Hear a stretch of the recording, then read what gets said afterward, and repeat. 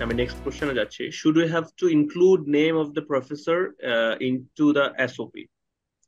সেটা জরুরি। এখানের ক্ষেত্রে এটা নিশ্চয়ই আপনি অনেকটা বলেছেন, তারপর যদি একটু শর্ট রাইট রাইট বলতেন রাইট আবার। না, আমার কথা হচ্ছে অ্যাবসোলুটলি প্রফেসরের নাম উল্লেখ না করলে কোন প্রফেসর কি নিয়ে কাজ করতেছে এটা এক্সপ্লেন করা সম্ভব না, এক।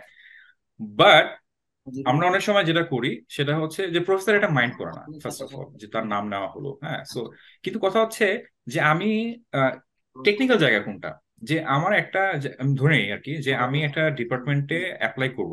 সেই ডিপার্টমেন্টে ধরেন আহ সে 5 জন প্রফেসর আছে যারা একটা পার্টিকুলার এরিয়াতে কাজ করে, হ্যাঁ। সো আমি 5 জনের মধ্যে একজনকে বাদ দিয়ে ফেললাম, বা 4 জনকে বাদ দিয়ে ফেললাম, বা 2 জনকে বাদ দিয়ে ফেললাম। এই এই দ্যাট দ্যাট লুকস ব্যাড। আমার কথাটা বুঝতে পারছো? সো আমি আইদার কারণ আমি উল্লেখ করবো না, আমি একটা জেনারিক আলোচনা করে যাব, হ্যাঁ।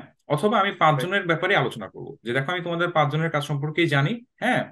বাট যার সাথে আমি কাজ করতে চাই তার ওয়েটটা একটু বেশি রাখবো। আর এটা আন্ডারস্ট্যান্ডেবল, কারণ আমি তো সেই প্রফেসরের সাথে আগে থেকে যোগাযোগ করছি, দেখো আমি তোমার এখানের সাথে আমি কাজ করতে চাই, ব্লা ব্লা ব্লা। সো দ্যাট পার্সন নোজ যে আমি এখানে অ্যাপ্লাই করতেছি, এবং তার নাম্বারটা, তার নেমটা কোনো থাকবে। সো আমার মনে হয় যে নাম উল্লেখ করার মধ্যে কোনো ঝামেলা নাই, বরং নাম না উল্লেখ করার মধ্যে ঝামেলা আছে। কারণ আপনি নাম না উল্লেখ করে কিভাবে বলবেন যে কে কোন এরিয়াতে কাজ করেছে? বাট আমি বলবো যদি Right. 5 জন মানুষ একই এরিয়াতে কাজ করে, তাহলে 5 জনের নামই একটু একটু করে বলে যাওয়া, এবং যার সাথে আপনি কাজ করতে চান তার ব্যাপারে একটু বেশি ওয়েট রাখা।